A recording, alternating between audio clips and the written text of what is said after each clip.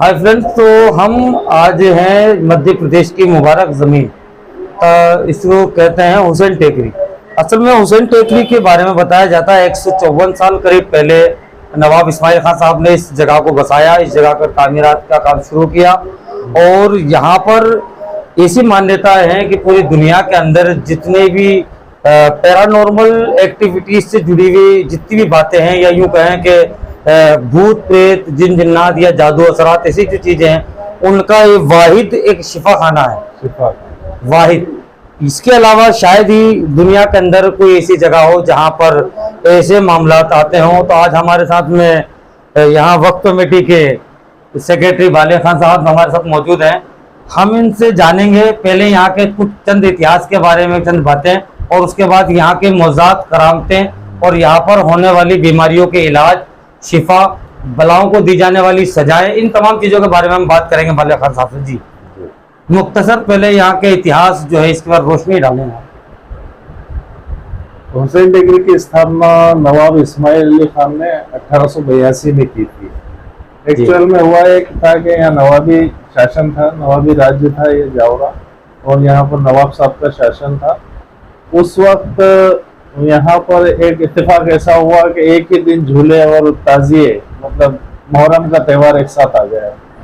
तो हिंदुओं का ये कहना था कि हम पहले झूले निकालेंगे, मुस्लिमों का ये कहना था कि हम पहले भी ताजिए निकालेंगे।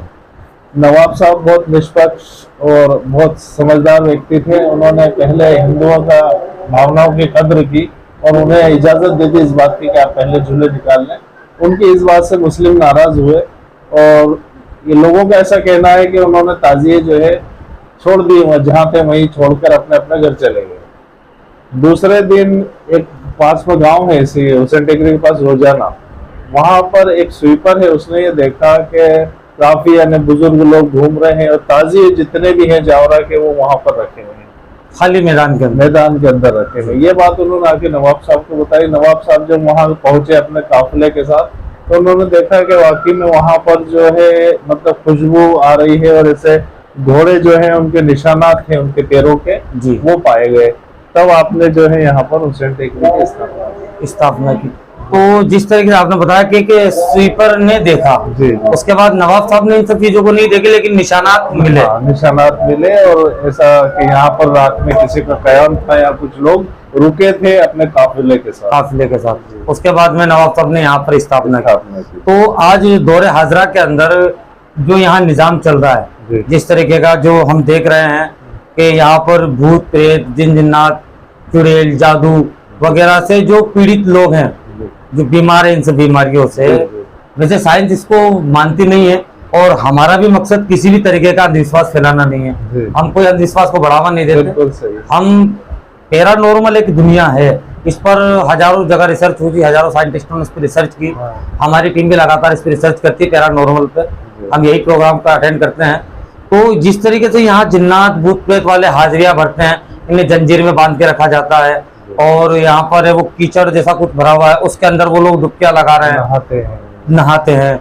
और एक जगह और देखा मैंने जहाँ मट्टी लगा करके कुछ लोग बैठे हुए हैं, और बाल खोल के औरतें चीख रही हैं, चिल्ला रही हैं। ये इन पर थोड़ा सा बताएं खुल करके, क्या मामला है ये? सही है, साइंस का दौर है और साइंस इन चीजों को नहीं मानता है, लेकिन मुस्लिमों की जो पाक ग्रंथ है कुरान मजीद, उससे आत्माओं का कंफर्म होता है कि गंदी आत्माएं, रूहें होती हैं, उससे मुस्लिम इनकार नहीं कर सकते।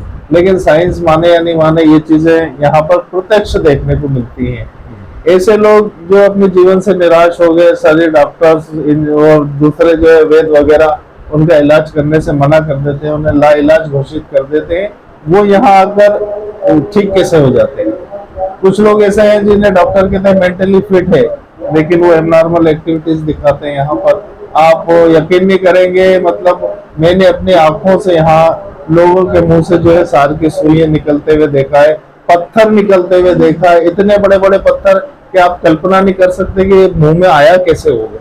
तो ये जो चीजें निकलती हैं इसके लिए कोई आमिलीन हजरात या कोई जैसे जानते या कोई बाबा कहते हैं इस तरीके को कोई टीम काम करती है, या ये सिर्फ मज़ारों के तवस्सुल से ही सारी चीजें पेश आती है? यहाँ सिर्फ इमाम हुसैन का शासन चलता है, किसी पीर या किसी बाबा की कोई चीज यहाँ पर नहीं चलती। ना इस एरिया में जो है किसी का भी कोई इल्म चलता है, सिर्फ बाबा का हुक्म चलता है। यहाँ पर ऐसे लोगों की एक अदालत लगती है और उस अदालत में ही ये मुकदमे चलते हैं और उसका फैसला होता है। कुछ दिन लग जाते हैं, या कहते हैं कि पहले बहुत जल्दी जल्दी फैसले हुआ करते थे, हो सकता है कुछ एक्टिविटीज ठीक नहीं रही हो, लोगों ने अनाजायज फायदा उठाया हो, तो अब फायदा जरूर होता है लोगों को, आते भी हैं लोग, काफी लोग आते हैं, अच्छे होकर भी जाते हैं, लेकिन कुछ टाइम लग जाता है। तो आपके सामने कभी कोई ऐसा मामला आया कि कोई बीमार यहाँ आया हो और इलाज ना हुआ, डेथ हो गई हो, खत्म हो गया हो? हाँ, ऐसे भी मामले होते हैं। ये तो आपने हॉस्पिटल में भी देखा होगा कि सारे मरीज कभी अच्छे नहीं होते, अच्छे से अच्छे डॉक्टर के यहाँ भी डेथ हो जाती है। तो देखिए, मौत का दिन तो फिक्स है और मौत तो आना है। ये तो बनी बनी बात है कि अच्छे अच्छे हॉस्पिटल में बड़े बड़े डॉक्टर्स की भी डेथ हो जाती है, ऐसा नहीं है। तो यहाँ भी जो लोग आते हैं मैक्सिमम ठीक हो जाते हैं, कई लोगों की डेथ भी हो जाती है। तो ये लगभग जो लोग आते हैं इलाज कराने के लिए यहाँ पर आते हैं, तो उनकी क्या प्रक्रिया, उनको कोई कमेटी उनको मतलब कोई वेरीफाई करती है, या क्या प्रोसेस है उनके यहाँ आकर के अपना ट्रीटमेंट लेने का? वो लोग आते हैं यहाँ पर, अगर कुछ पैसे वाले लोग हैं तो वो अपने कमरे बुक करा लेते हैं। हमारे 8 रुपए से लगा के तो 350 रुपए तक का कमरा है। 8 रुपए पर डे के हिसाब से भी कमरा है, 350 रुपए के हिसाब से भी कमरा है। वो लोग यहाँ आकर ठहर जाते हैं और यहाँ के लोबान वगैरह पानी यहाँ पर जो होता है प्रोसीजर उसे करते हैं। लोबान कंटिन्यूशन में लेते हैं, लोबान ही उनकी दवा है। और यहाँ पर डोरे बांध देते हैं, उसे छल्ला बोला जाता है, और वो छल्ला बांधने के बाद उनका इलाज शुरू हो जाता है। तो ये जो हाथों में पैरों में बेड़ियां जंजीरें वगैरह बांध के घूमते हैं, क्या होता है कभी कभी ऐसे पेशेंट जो है एबनॉर्मल एक्टिविटीज करते हैं, एकदम आपे से बाहर हो जाते हैं, तो दूसरों को नुकसान नहीं पहुंचाए, यहाँ तक कि उस टाइम वो होश में नहीं रहते, अपने जो घर के लोग हैं उन लोगों को भी घायल कर देते हैं, खुद को भी नुकसान पहुंचा देते हैं, दूसरों को भी नुकसान पहुंचा सकते हैं।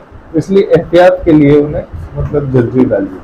और ये गंदे पानी का क्या मामला है, इसमें नहाते हैं? ये गंदे पानी का मामला पहले कभी यहाँ होता नहीं था, बीच में ये शुरू किया लोगों ने। अभी जो है एसडीएम साहब ने कहा कि भाई इसे बंद करो, तो आप आश्चर्य करेंगे, औरतें रोने लग गई और पैर पकड़ने लग गई, बोले कि हमें वहाँ शांति मिलती है। अच्छा, इस तरीके का मामला। और ये जो मट्टी लगा करके लोग इसको एक तरीके से अर्थ पद्धति जो प्राचीन समय के अंदर चला करती थी, मट्टी के अंदर लोग गाड़ कर बैठ जाया करते थे, तो ये यहाँ अभी तक भी चल रही है, इसका क्या कोई खास रीजन?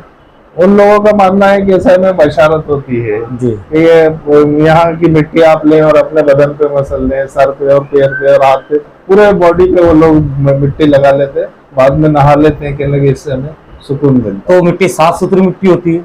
वो जो गंदे पानी की मिट्टी है ज्यादातर, तो वही लोग अपने शरीर पर लगाते। अच्छा, और एक जगह और भी हमने देखा था, झालरा है, झालरा जिसे कहा जाता है, तो झालरे के वहां भी लोग मिट्टी लगा के बैठे हुए थे, और झालरे का पानी लेने के लिए लोग रस्सी बाल्टी के लिए लाइन लगाए हुए थे। वहाँ ऐसा मान्यता थी कि पहली बार जो है मतलब जब हुसैन टेकरी की स्थापना हुई थी तो वहाँ कुआं खोदा गया था, तो ऐसा बताते हैं कि वहां से पहले दूध निकलता था, और वहाँ के पानी या दूध जो भी निकलता था, आज पानी है वहाँ, लेकिन उससे शिफा होती है, लोगों को आराम मिलता है, उस पानी का अपना महत्व है, अपना महत्व। तो एक बात और बताया आप, यहीं जावरा के हुदूद में एक मज़ार हजरत अबू सईद साहब की भी जी, जी, जी। ये मज़ार यहाँ हुसैन टेकरी से पहले से मौजूद है या उनके बाद में तामीर हुई? इनके बारे में थोड़ा सा। हुसैन टेकरी से पहले से मौजूद है। अच्छा, एक ये हुसैन टेकरी के मुतालिक जो यहाँ शिया हजरात जो आते हैं जी, और यहाँ पर मातम करते हैं, ये चूल जलती है, ये सब शिया हजरात के ही मुतालिक किया जाता है प्रोग्राम, या ये इसके अंदर कमेटी का अपना कोई मामला है, या दरगाह से कोई इसका मामला बनता है? ये आश्चर्य की बात है, ये सुन्नी ट्रस्ट है जी। ये जो है हुसैन टेकरी शरीफ सुन्नी ट्रस्ट है, लेकिन यहाँ मातम वगैरह जो दूसरी एक्टिविटीज जो चहलम पे होती है वो सारी की सारी शिया लोग करते हैं। तो ऐसा बताया जाता है कि जब इराक ईरान का युद्ध चल रहा था जी, तो उस टाइम लोगों का वहाँ जाना बंद हो गया था, शिया लोग वहाँ जाते थे, जी। खासतौर से इराक में। तो वहाँ के लोगों को नवाब साहब ने रिक्वेस्ट की थी, जो यहाँ से अपने इंडिया से जाते थे, बोले साहब हमारे लिए कुछ कीजिए। तो उन्होंने मातम की यहाँ थोड़ी परमिशन दी थी जी, इस ये चहलम के पीरियड में। जी, जी। ये तभी से जो है मातम का। हाँ। और ये जो कहते हैं, ये चूल जो जलाई जाती है, साल में कितनी बार जलती है और इसका क्या महत्व है? साल में सिर्फ एक ही बार चूल जलती है और वो चहलम पे मुहर्रम के 40वें दिन। और ये होली पर भी कुछ प्रोग्राम आए? होली पर तो सिर्फ लोबान होता है, लोबान होता है और उसमें भी लोग आते हैं। उसमें उनका ये मानना है कि इस दिन भी जो है बुरी आत्माओं से जो है आदमी को छुटकारा मिल तो जाता है। खासकर विशेष डिसीजन डे है ये। इस दिन डिसीजन आता है कि किनको कैसे सजा मुक्त करना है, कौन ठीक होगा कौन सही होगा। बिल्कुल, वो डिसीजन डे ही मान सकते हैं आप उसे। उस दिन जो है परिणाम आते हैं, इसके रिजल्ट्स आते हैं। तो ये थे हमारे साथ वाले खान साहब, जो हुसैन टेकरी के सेक्रेटरी रहे वक्फ कमेटी के, और ये यहाँ पर पूरे निज़ाम को अंजाम दे रहे हैं।